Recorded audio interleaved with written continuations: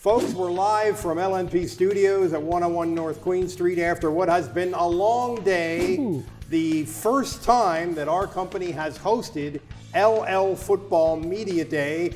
So we've been here visiting with coaches and players and doing interviews and having them photographed and all that stuff. And we thought we would sum it up at the end of the day and kind of bring the boys in here to talk about what we saw. And seated to my left is our old pal Mike Drago of Mike Drago Sports, expert on Berks County high schools. And as you may have heard, those schools are merging with our league this year to form a 5-section, 37-school colossus. So that's part of the story. And seated to my right is Jeff Reinhardt, the familiar one, and of course, Lancaster Lebanon League. So we're going to talk about first of all, let's talk about how this went, because this is substantially different having it here compared to where it's been. This is an annual event, Yes. but the first time that our company has hosted it, and it's in this physical space. So Michael, your thoughts? Spectacular job by your crew today. I think That's what we want to hear. The players and the coaches had a terrific time. They really appreciated the hospitality that LNP extended today and the chance to be in this building and to get some attention and to talk some football. But they had a great time and like plenty of food to eat. They were playing video games and hockey and all of that stuff. So Whack-a-mole. awesome Whack-a-mole. Yeah. Ryan's, you've been to a million of these things. I have. Yeah. Good. This think? was great. This was really good. I was anxious to see everybody's reaction as they kind of came up and got out of the elevator. And I thought it went really well. I was very proud that our folks put this up. It's a lot of work, a lot of behind the scenes work to do all this and to pull off the food and the seats and the chairs and the rooms and the TV cameras and everything. And I thought it went really great. Everybody seemed to have a great time.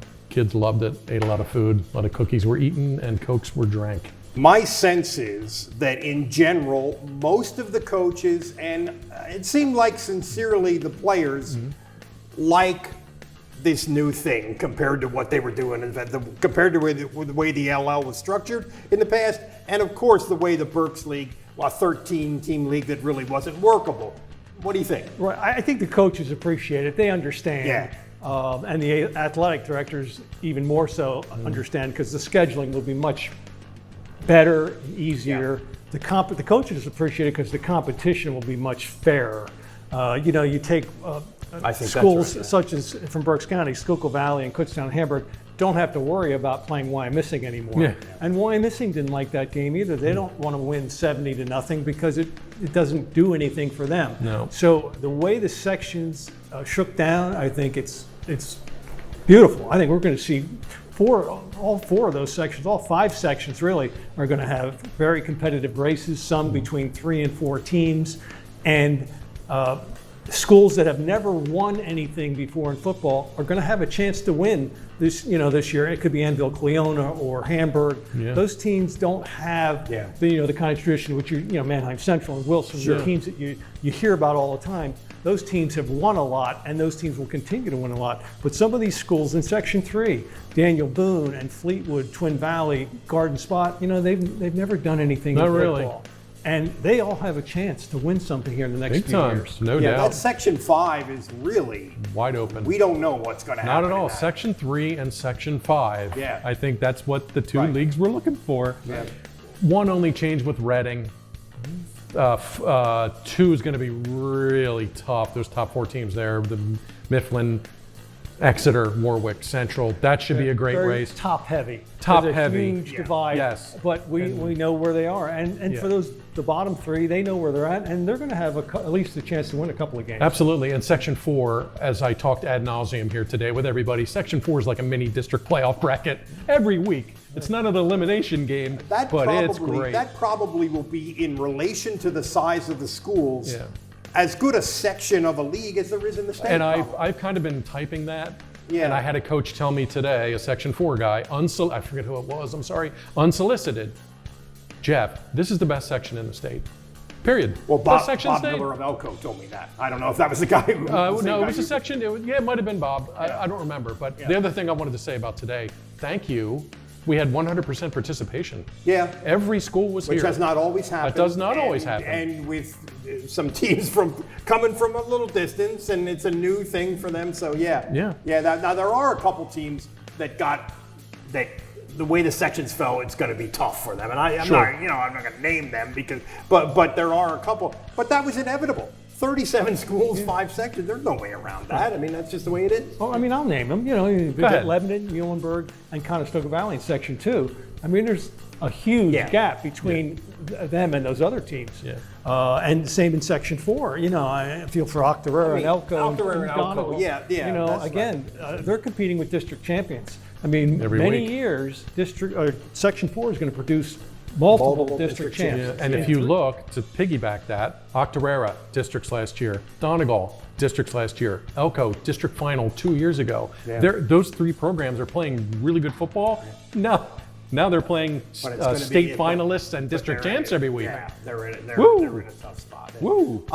There's one thing that was, maybe it wasn't news to you guys, but it was news to me that happened today, which we had Joey Schlaffer, the tight end Penn State recruit from Exeter, Yep. who might play quarterback. He's sort of competing for the quarterback job at Exeter, which is a very good program. Big time. And that's sort of a big deal. That's sort of the thing. If there's any sort of news item that came out of today, that was it. Anything for you guys? You probably knew that.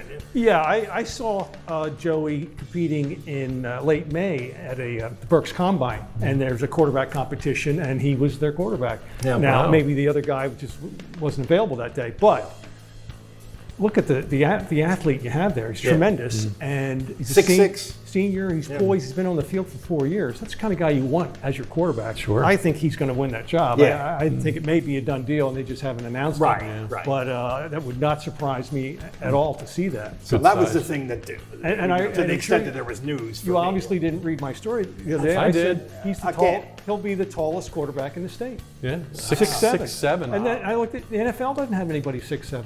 That's crazy. There Good you size. go. There you go. Good So size. anything like that, Ryan? My favorite moment today, aside from just seeing everybody again, my favorite moment, and I hope you scour the page and look for this interview, Mason Ellingsworth, the Octorara senior who was in the farming accident this summer, Yeah. lost his legs.